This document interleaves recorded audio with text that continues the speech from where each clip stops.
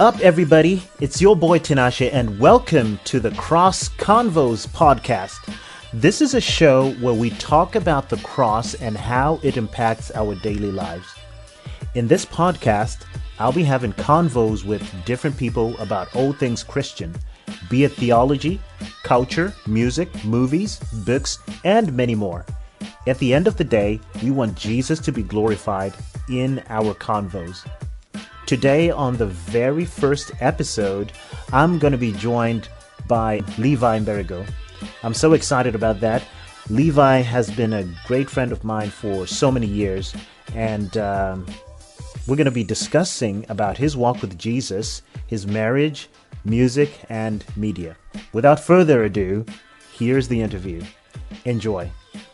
Levi, welcome to Cross Convos. Thank you. Thank you very much. So, Levi, you are making history today for being the first guest on this show. Wow, that's amazing stuff. Man, this is an honor. This is an honor. Welcome. Thank you. Thank you very much for having me. So, yeah, Levi, you and I have known each other for decades. We're both from Zimbabwe. We were both born in Chinoy. It's not only that, but your parents and my parents knew each other from their days in college. I know your family, every single member. And they're all special to me. They have a special place in my heart. Thank you. I know your siblings, but I haven't spent time with them much. But I mean, I can speak to your parents and, you know, the influence they had on me. It's truly amazing. Wow. And yes, like you rightly said, we've known each other for a long time. I remember back in the days, I think by that time you guys had moved to Harare. Right. And then you would come to Chinoy for the Easter conferences and we would get to hang out at Papa EBC, Papa College. Yeah. And I couldn't wait to go to the Mberego's house, you know. Yeah. So good times. Really good times. So, you know, I would like you to tell the listeners who you are. Could you tell us a little bit about yourself? So my name is Levi or Levi, or my dad called me Revi, you know, with an R. Okay, that's good. But I mean, I don't mind what people call me, whether it's Levi or Levi Mberigo. I'm originally from Zimbabwe. That's where I was born and raised. And, you know, in 2011, I moved to Botswana. And then 2018, I came to the US. And that's pretty much about me. That's great. Yeah, so just in case for the listeners, we used to call him Levi, not Levi. You know, Levi is English pronunciation, so we just call him. It's very interesting because when I went to Botswana and you know people would ask me, "Oh, what's your name?" and then I would say, "My name is Levi." They would get confused, right? And then I think at one point I told somebody, "My name is Levi," and then it clicked with them instantly. Oh, and then I realized that when I tell people my name is Levi, right, they understand it, and they would say Levi, they get confused. That was in Botswana, actually. Right. and from then on, I just started calling myself Levi. Levi. That's good. Well, it's kind of like, you know, some of the names that we pronounced, you know, something like, you know, we have Yvonne, right? Back in Zimbabwe would pronounce it something like Yvonne, but, you know, basically it's Yvonne. So, you know, we pronounce names differently. That's true. Yeah, but that's a good name. Thank you. Right. So you and I are both PKs. And to some of you don't know what PK means. It's simply a pastor's kid. Right. So we're both pastors' kids. Walk us through your Christian journey, how you became a Christian. Yeah. So for me, I actually consider it very fortunate, or maybe let me say I was blessed, right, to be a PK, to be born in a Christian family, because my family, they just didn't talk about being a Christian. They lived the life of a Christian, and I saw it with my own eyes, you know, from my dad, my mom, and my siblings.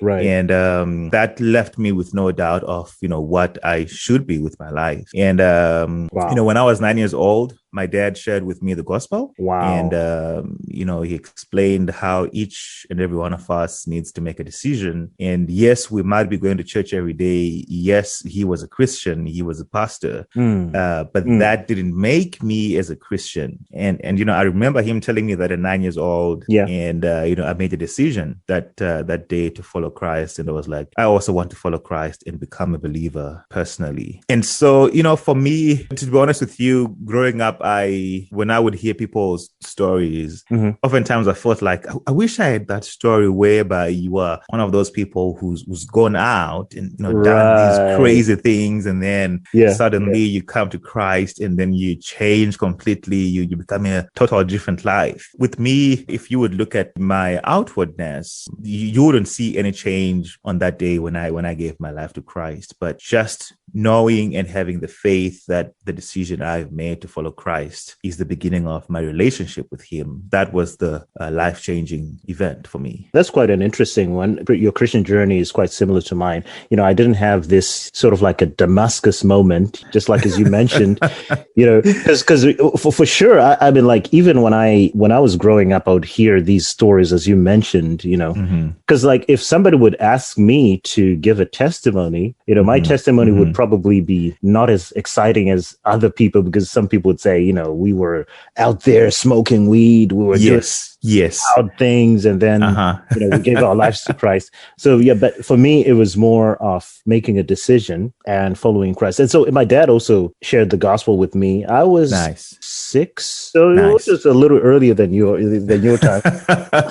But here's the thing.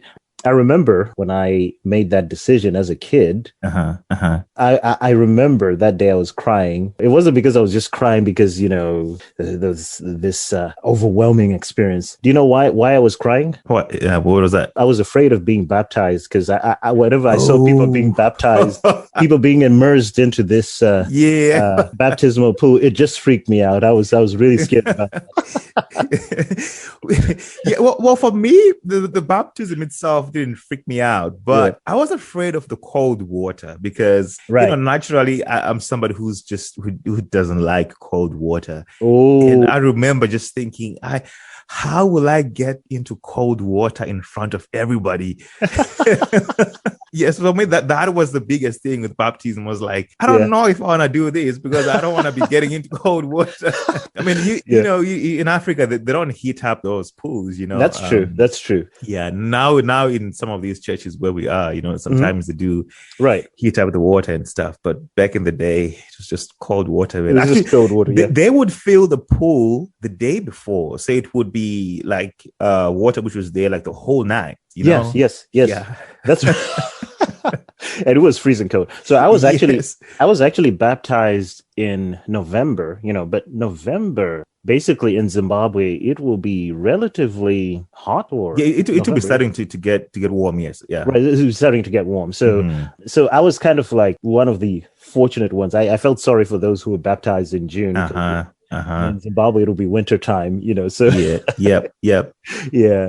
Now here's another question. Yes. What was it like growing up in a Christian family? Did you feel under pressure to fulfill certain Christian standards? I think to a very little extent. One of the things which is very different, though, growing up in a Christian family, at least my family, is we read the Bible every day. Yeah. So we would have family devotions every day. So that would happen Monday to Saturday. And then on Sunday, everybody had to share what they had learned during the sermon. Wow. And so you would share what you learned during Sunday school, and then you share what you learned during the sermon. Ooh. And that would just make you active in church, listening to what's being preached, because when you get home, you got to share what the lesson was about. So I think that was something which was very different. I remember, when we were kids, we would just read the Bible, and then my dad would share every night. And then at some point, because before he shared, he would just ask anyone in the family,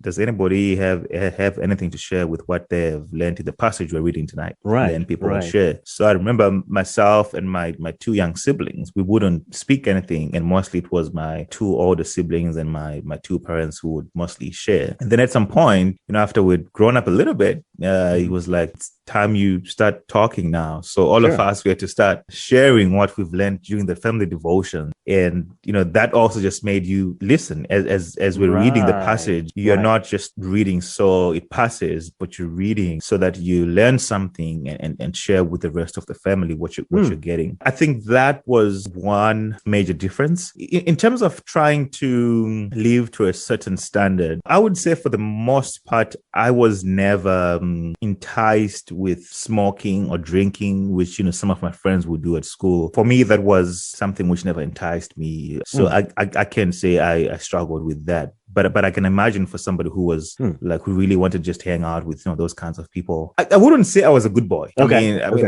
everybody growing up, they get into some mischief and stuff. Yeah, we have our moments. Yes. Yeah. I totally get it. I had a lot of those moments, but not to the point where maybe I'm being taken out of school or something. Right. And you're on black book. You're a black book right master. In the black book. Yeah. We're going to take a short break. And when we come back, Levi and I are going to discuss about secular music. Don't go away. Wow, Bob. This is a really nice ring, but can't we just be friends? You're right, officer. I was speeding, and I'd like to thank you for bringing this small error to my attention. Sign here? Oh, okay. Mr. Smith. Well, what do the test results say, Doc? Am I going to live?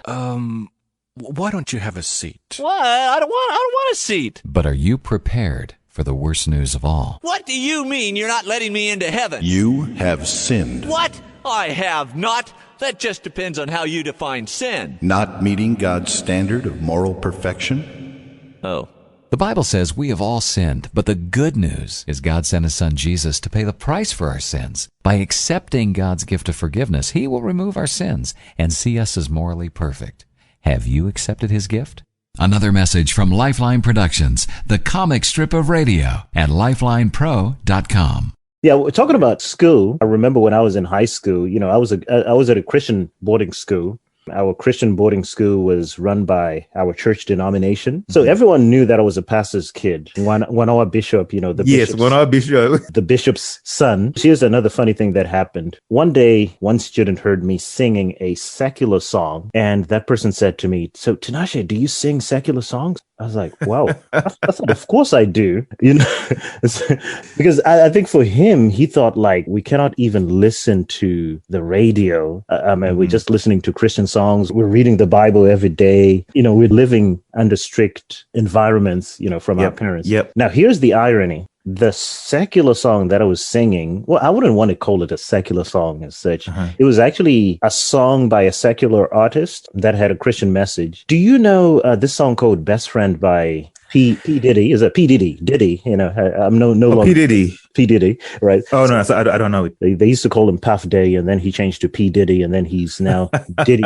But basically, the song was something like, Lord, you mean the world to me. Before I was born, you chose me. Yeah, you can Google it later on. But basically, It had a really wonderful Christian message. But for him, it was like, no, you're singing a Diddy song, and you are a pastor's kid. I don't understand it. So he couldn't understand it. But basically, I would sing, some of the songs that were popular on the radio.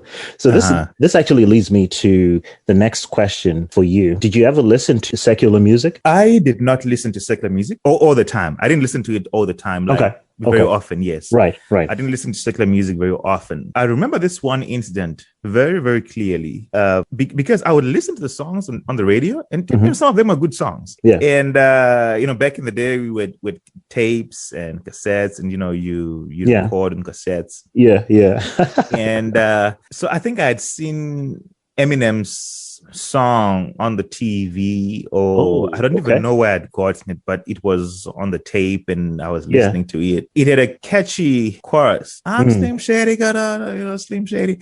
The chorus was just catchy. Eminem has a cool voice. And so my older brother, he was like, I want to give you an assignment. I want you to listen to the song and write the lyrics to the song. So I was like, oh, that's cool. I can do that. So I started listening to the song. You play it and you rewind, you play it, you rewind. And then you're writing the lyrics. I think I didn't even write like the full verse and I realized it was a bad song. Right. right. Yeah. And I was like, oh, okay, I shouldn't listen to this kind of music. Right. That's quite interesting. So we did not have a rule to say don't listen to secular music. No. Yeah. My parents never told me not to listen to any secular music. But I think myself personally, I leaned just mostly to gospel music, at least growing up. These days, I do listen to secular music quite a lot. I guess part of it is because, I've grown up. Yeah. So when you listen to a love song, obviously I have a wife. And so, you're able to relate with, what they're saying in the song. So I do listen to a lot of secular songs. Like the urban songs, hip hop or rap or urban grooves, But I also listen to a lot of secular songs from Zimbabwe, like Alec Macheso. I do listen to Alec Macheso. Wow. Part of it being, I just love his music, his guitar and, the whole thing is just amazing. Also, now the songs make more sense. There's a song I like to listen from Alec Macheso. Makandidana ndikasa dairafone. Makandidana ndikasa uya kokmusha ndisina mare. Oh, right. Yeah, so I know that you're one. Like, yeah. oh, okay, this song has meaning. It's like, it's a parent who's in Zimbabwe who's saying, my son, please come, we miss you here. Wow. So, if I listen to Alec Macheso now, I listen to Oliver Mtukudzi, their songs now have meaning. I don't think if I had listened to these songs when I was a kid, I would have understood them in any way. Right. Yeah, that makes sense. Yeah. Yeah. So I think that's also part of the change which has happened to me, whereby when I was a kid, I would listen to, mostly Christian music, but now I listen to a lot of, I wouldn't say a lot, it's just, balance, Christian and non-Christian. Yeah. But part of it is just because now I understand it more, what these guys are saying. Right. And especially with the love songs, I relate to them now more. Well, you're so fortunate that you had a brother who caught you listening to this secular song, which had an explicit message. I think in my time, I would listen to some of the songs, and then when I grew up, I would realize that, oh, wow, that was the meaning of this song. Wow, I actually sang along, not even knowing what the meaning of the song was. Yes. So it's quite interesting, as you mentioned, that some of the songs now have a meaning as you are now a grown up. But when you are in the moment, you never think through what the lyrics are saying. You just caught up in the excitement.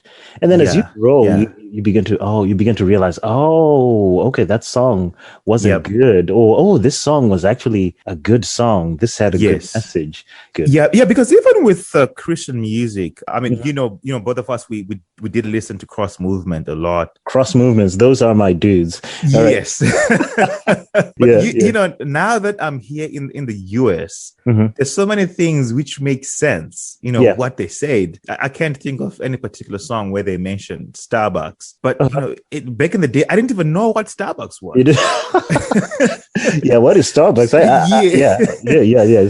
So there's so many things I did hear in the song. I would hear them and didn't even think about it because I don't know what that means. Right. Now, if I listen to their songs, I'm like, oh, okay, this makes sense. This is what they're referring to, Right. I remember the Ambassadors song. It was part of the Cross Movement, the song Rise Up. Rise Up, yes. Yeah. So there's one part of the lyrics where he says, it's hard to grasp like rice with chopsticks. Do you remember that part? I remember that line. But the funny thing is, when I came here to Japan, I actually realized that rice is easy to grasp it with chopsticks. But when it comes to our kind of rice, the rice we grew up eating, the whether it's kind of like Indian type of rice or Zimbabwean type of rice or Thai rice, it's actually difficult to grasp with some chopsticks.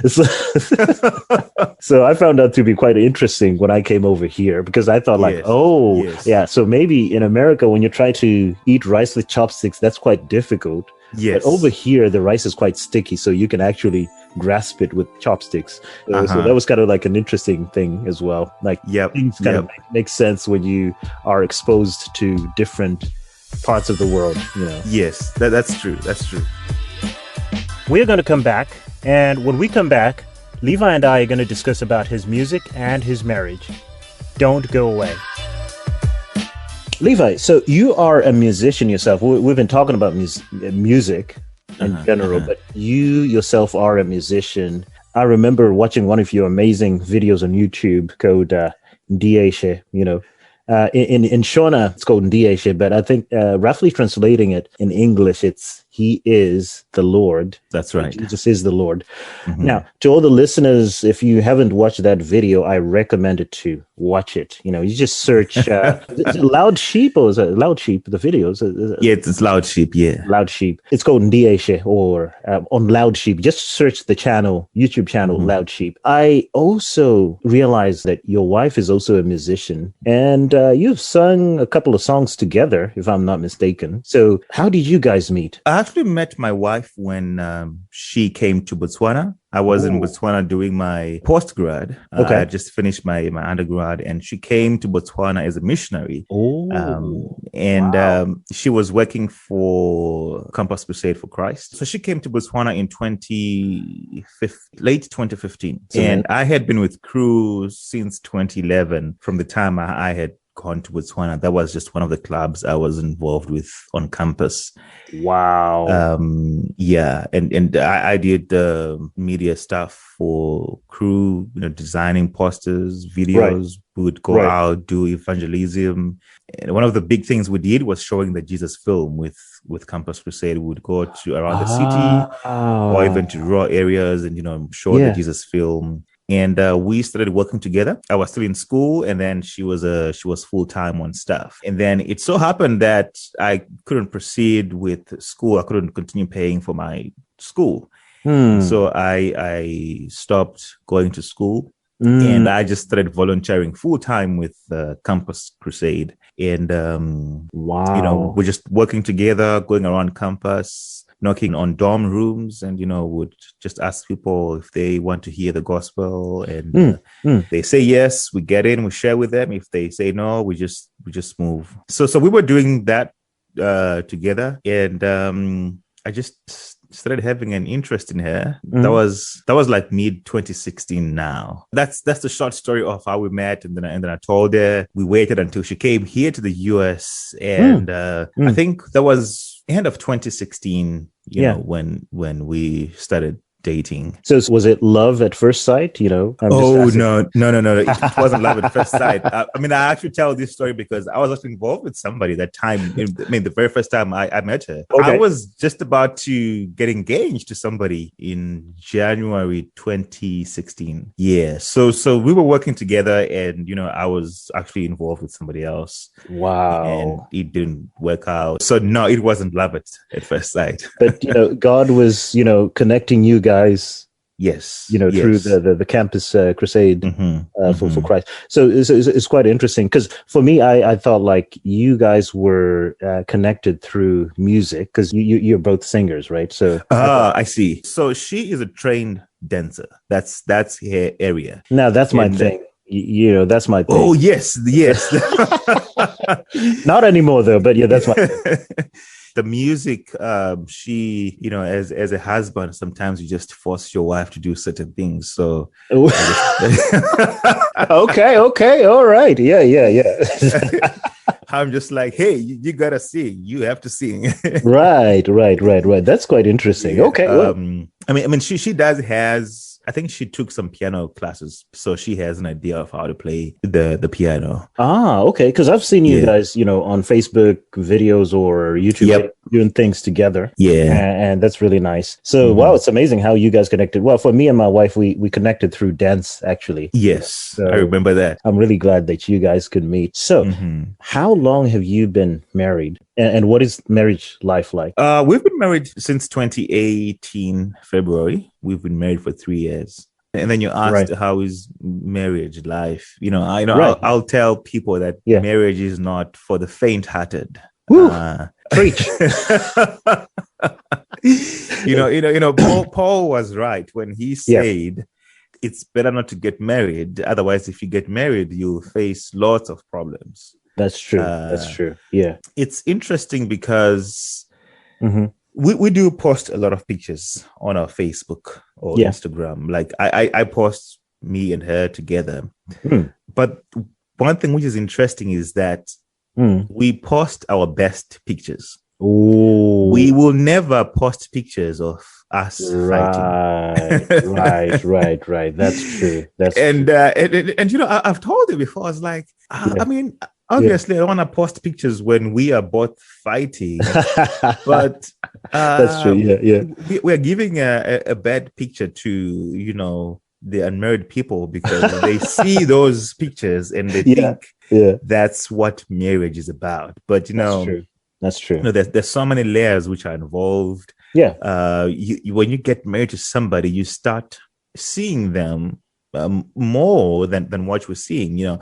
Yeah. Because when you're still dating or courting, whatever you might want to call it, you know, you're meeting somebody for like 2 or 3 hours a day. That's true. You go to your house, they go to their house. But now you're staying together. Right.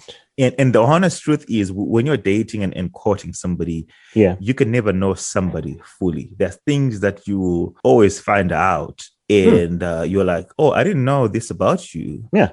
And and in some cases, it could be something which might be a big deal for you. You know, I like to give the example of snoring, because it's a very small example. There is no way to know that somebody makes loud snoring when they're sleeping, unless you sleep with them on the same bed. Right. But you can't test that before you get married. You know? you only realize it after you are in bed with somebody. And so there's so many things which I've learned in marriage in the last 3 years. And for me, actually, when I get time, I hope to write a book about these 2 things, which I think are the 2 pillars of marriage. The first one being compromise. Because you realize, oh, my wife wants to paint the house pink, and I want to paint the house blue. But obviously, you have to choose one. So somebody has to compromise. Right. And that will happen in all areas of the marriage. And then the second one is forgiveness. You know, I do so many things to my wife, you know, so many bad things. She does so many things to me. And, you know, you just have to forgive each other. And to me, I think those 2 things, I'm learning on those 2 things, you know, having to compromise. I'm learning to forgive. So those 2 things are what marriage has been like for me for the last 3 years. That's good. Wow, that's really amazing. You said it's not for the faint-hearted, you know. That's true. Yeah, because, I mean, as Christians, when you get married, we believe that you can't get out. God wants you. You actually say it on your wedding, until death do us part. That's true. That's what we believe. That's true. But I mean, if you do not believe that, if maybe you're not a Christian, then it's easy to say, I can't take this anymore, and then you just pick your bags and go. So on your point, saying that marriage is kind of like an opportunity that you can know who someone is. For me, you know, I've been married for about 10 years now. You are the real elders. As I'm the real elder, you know, so you need to come for counseling. You know? Yes. One thing that I've learned, basically, you said it's a time when you can also get to know who someone is. But I also use it kind of like on the other way around. I see marriage as kind of like a mirror. You actually get to realize who you are when you get married. I think we all have our blind spots. Well, I didn't know that I snored, you know, until my wife told me, you know. You know, same here. You know, I didn't know that I had this sort of weakness until my wife had pointed it out. You know, you know, it goes vice versa. So it's kind of like a mirror. When you look at yourself in the mirror, you get to see, oh, okay, that's how I look today. But at the same thing, I think the same thing is about marriage. You get to know some of your blind spots, and some of those blind spots, maybe you overlooked them when you were by yourself. Yes. And I totally agree that it's, you know, it's also about compromise and, you know, forgiveness. So you've also encouraged me, you know, you've been married, is it for 2 years? 3 now. Yeah. 3 years. Sorry. So 3 years. But it's really like a learning process, you know. Yes, that's true. But at the same time, it's really good when 2 imperfect people meet each other, and you know, they're working to become who God wants them to be. Yes. So that's really nice about, hearing your testimony about marriage. Thanks everybody for listening to Cross Convos. I hope you enjoyed the show. In the next episode, Levi and I are going to discuss about media and how Christians can make use of it. For more information about myself, you can follow me on Twitter @Tinashe on tweets. @Tinashe on tweets.